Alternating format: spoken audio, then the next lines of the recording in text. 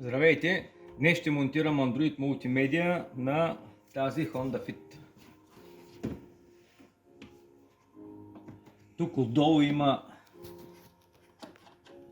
един винт, който трябва да се разви с крастата отверка.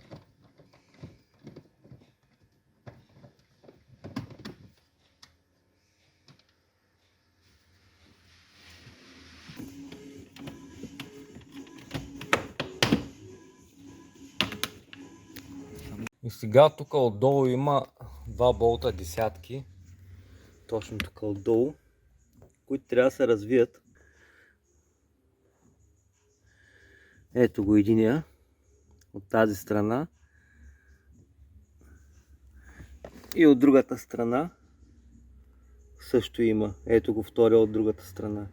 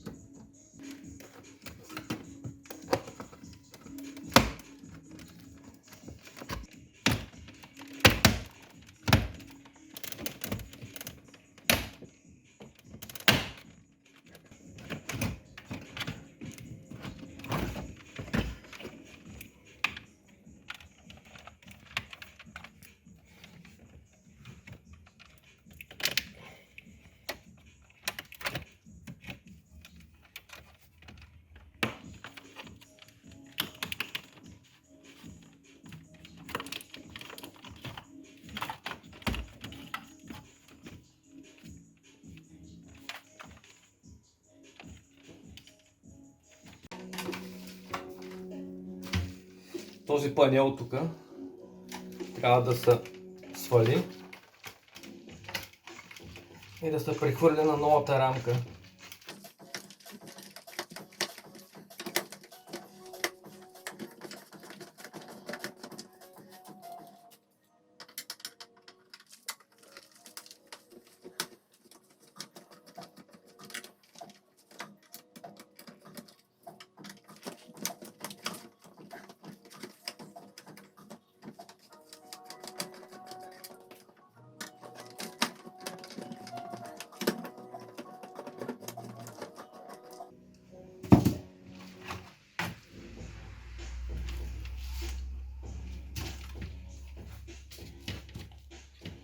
И сега панела идва на новата рамка по този начин и се закрепва тук с четвъртия винта.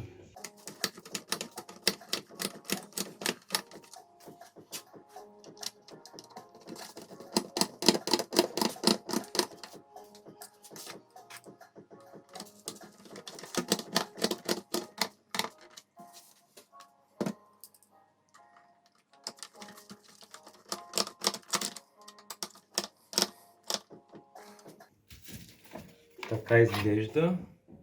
И сега щипките трябва да се прехвърлят от другата рамка, от старата.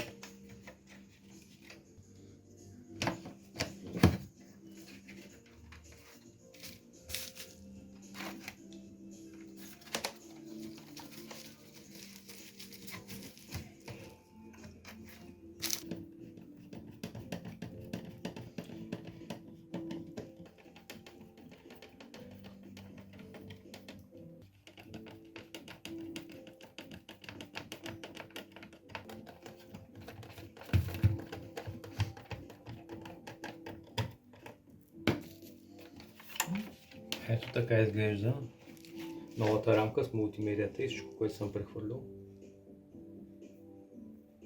Двата USB кабела ще ги монтирам в жабката.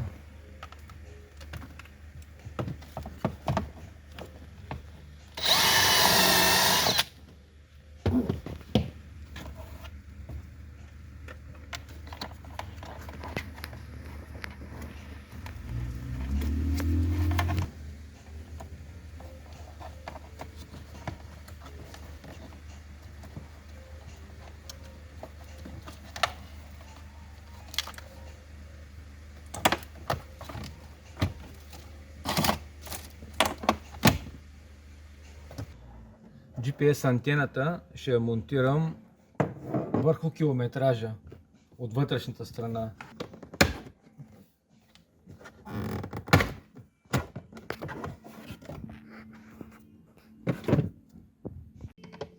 За целта ще извадя километража.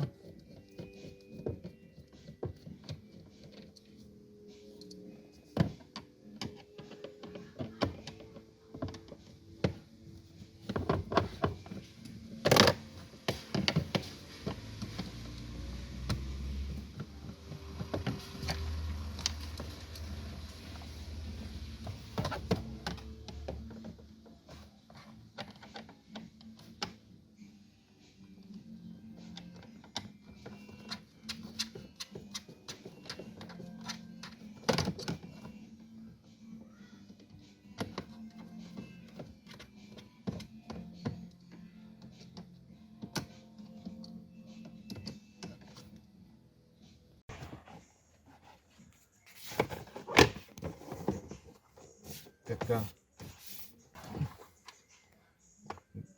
Ще я залепим и тук. Кабела ще мине от тук.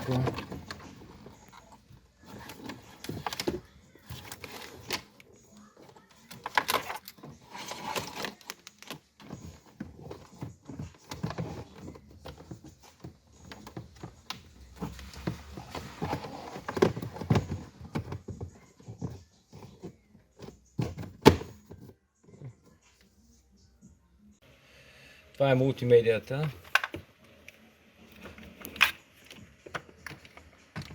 Главният захранващ кабел.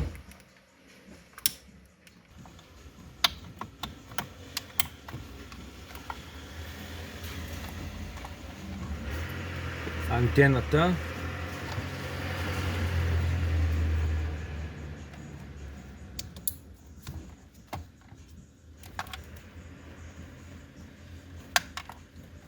Камерата за заден ход се включва тук в бак.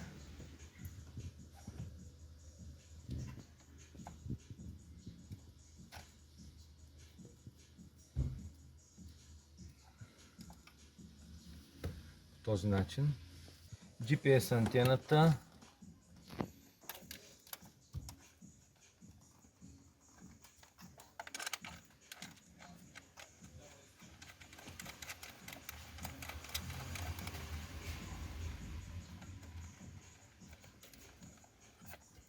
Двете USB кабелите.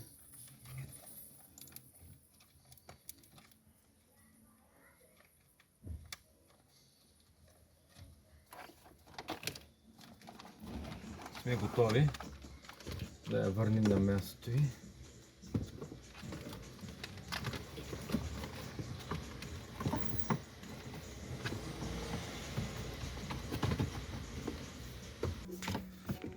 И капачето.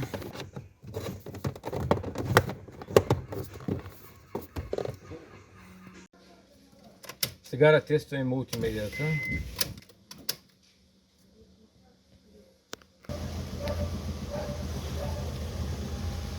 Радиото.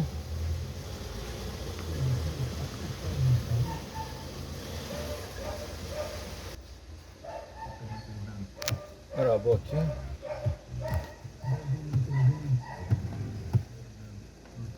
Своите канали в социалните медии, в YouTube, в други платформи. До милиони потребители, много повече отколкото, например, по слушателите. Да обучим бутоните на волана. Факт, но защо е толкова трудно да различаваме пропаганда от факти около войните срещу Украйна и Израел? Защото, за съжаление, сме загубили имунитета, който имахме създаден по времето на социализма, в който, щом една информация излизаше от Москва, ние знаехме, че подразбираме, тя е фалшива. А сега руската пропаганда работи много по-добре, отколкото тогава. И благодарение на интернет всъщност достига до всяка точка на земното кълбо. Това вече е ясно и от разследванията, които бяха правени в Щатите 2016 година, така и от работата, която ние имахме в Волана работят бутоните. към европейската. Сега да тестваме камерата за заден ход.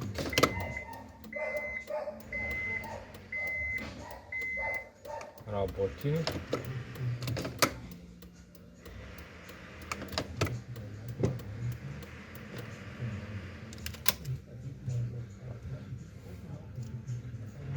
Така.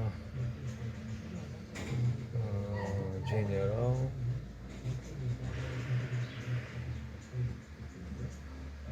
Reverse line. Така, сега да видим. Така. Reverse line.